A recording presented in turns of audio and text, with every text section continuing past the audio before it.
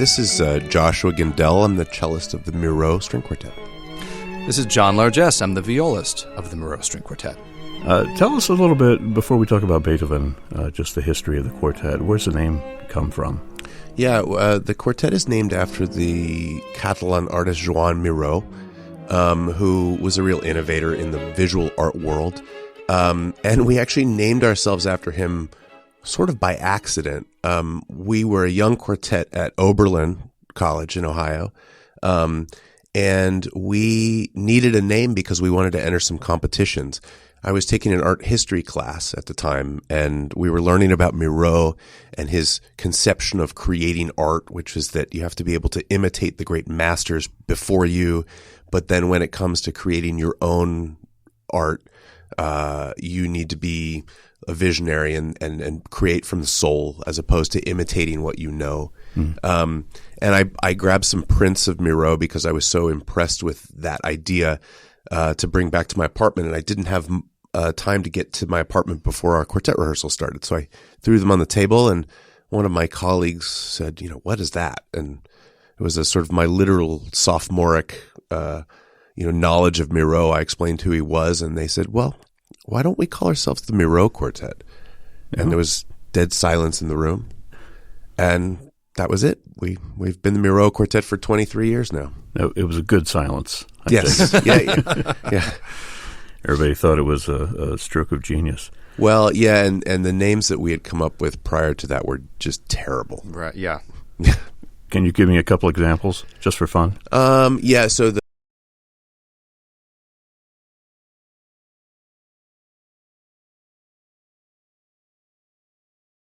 corporate sponsorships down the road. And favorite products of ours. Right. Yeah. I don't remember the rest, but I do remember those two for some reason. Yeah, not good choices. Yeah. So you formed at Oberlin, not too far from where we are here in Toledo.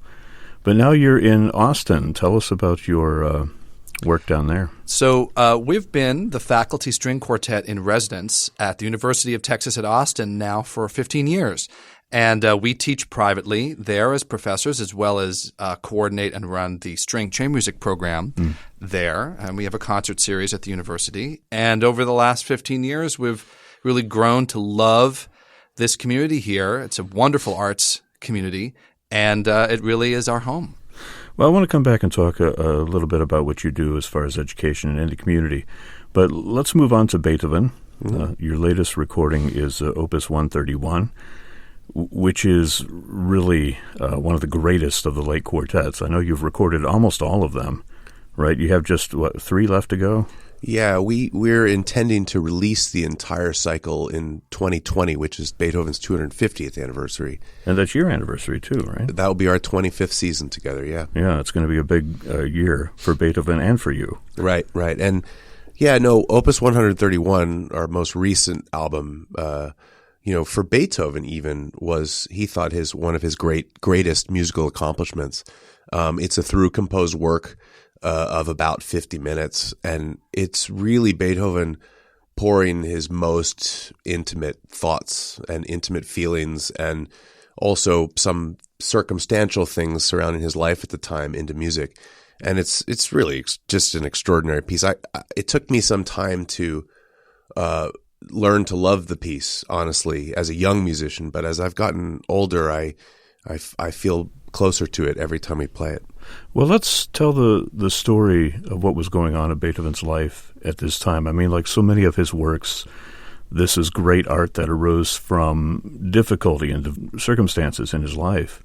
Yeah, these last few years of his life, the last 2.5 when he wrote the late quartets, were some of the most triumphant and successful years, and also some of the most bitterly disappointing. I mean, he was having professional success with, for example, the Ninth Symphony, Missa Solemnis, some of the biggest, greatest, most popular pieces with the largest impact that he had ever written in his life. And this was after 10 years of not being able to write hardly any music at all. So he was feeling this kind of elation that his creativity was back in a way better than ever before, maybe. But at the same time, his personal life was had been for the last 10 years and continued to be pretty terrible. He had dreamed about finding love, being married, having a family, and that never happened. Over and over again, relationships didn't work out.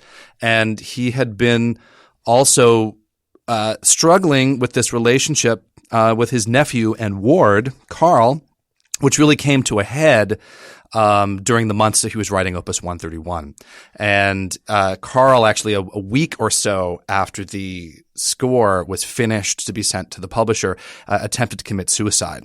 And luckily, he survived, and they reconciled afterwards. But there's a lot of, in my opinion, sort of this emotional intensity that's unique to this work, 131, that I think really was Beethoven's way of expressing, dealing, working through this tension. I mean, this was the person he loved perhaps most in his life, and to feel like he's failed them in this way, that's a heavy burden to bear for anybody. Yeah. And the music has this kind of final drama to it in the last movement that's really just breathtaking and almost terrifying. Well, when I think of this relationship between Beethoven and his nephew, and in particular this episode that you describe, it makes me think, perhaps Beethoven had in mind his own flirtation with suicide in the Heiligenstadt Testament, and we know how depressed he was at losing his hearing. And, it's interesting. I think that the element of depression in his nephew, the element of depression that perhaps Beethoven also had, like there was a family connection there, and having two of them working through that together, in the end, they became quite close in that last few months before he died. But working through it was very, very difficult. Yeah. It's also interesting for me, I feel like the piece talks about these very personal things, but in such a universal way, struggling with family and with loss and with our relationships. I mean, this is something that all of us go through. Every person in their lives goes through. And to find the consolation and truth that is in this music that we all can relate to, I think, is what makes this piece so great. Let's talk about the music itself and what makes it so great. I mean, from the very beginning, you can get a sense of what's going on with that fugue that almost has a kind of a spiritual, religious feeling to it as it unfolds. Yeah, the opening fugue is very mysterious in a way. It has an element of threat to it. It has an element of also consolation and sweetness to it. And for me also, it sort of sums up what it is to be in a quartet, because each of the four voices kind of floats through this space, and we all have our moments to sing or to have our own lines heard or to take up the theme in our own way. I remember playing this once at a house concert, and a friend of ours said, when she listened to the opening fugue, she's like, this is great art. She's like, yeah, I like quartets, but like great art with capital G and capital A. And I was like, wow, there's something really deep about this music that touches people. Yeah, it gets you right away before it kind of, embarks down a different path as you go along. Now, you two gentlemen represent sort of the lower half of the quartet, the bass and the bottom and the middle, right, so to speak. Can you talk a little bit about how Beethoven treats the cello or the viola? I know he played the viola, and he wrote those incredible cello sonatas. In your experience, does Beethoven treat them differently than other composers that you worked with? The development of the cello, for example, as a solo instrument at that time was really starting to bloom. So you see a lot of great concertos and virtuoso writing by Haydn, his teacher, Boccherini. A lot of the Italians wrote these sort of massive virtuoso concertos, and Beethoven himself had a couple of incredible cellists to write material for, including the cellist who premiered these works. So he wrote the triple concerto, which is one of the most challenging and difficult pieces for the cello in our repertoire.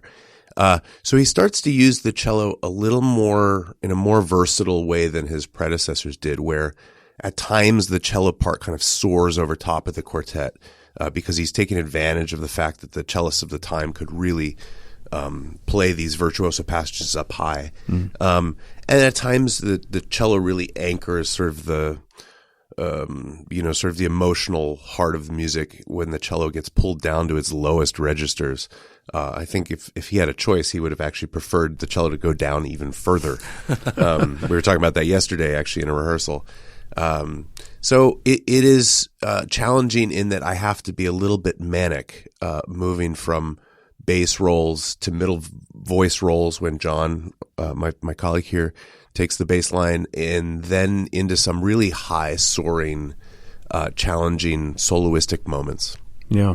Well, you talk about taking the cello high, and Beethoven kind of does some crazy things at the extremes, at the upper extremes of all the instruments. Yeah. I think that's true, and I think one of the hallmarks of the late quartets is that here's a master who knows both the colors of every register of all the instruments, even maybe the slightly different colors between the register of the second violin and the first violin.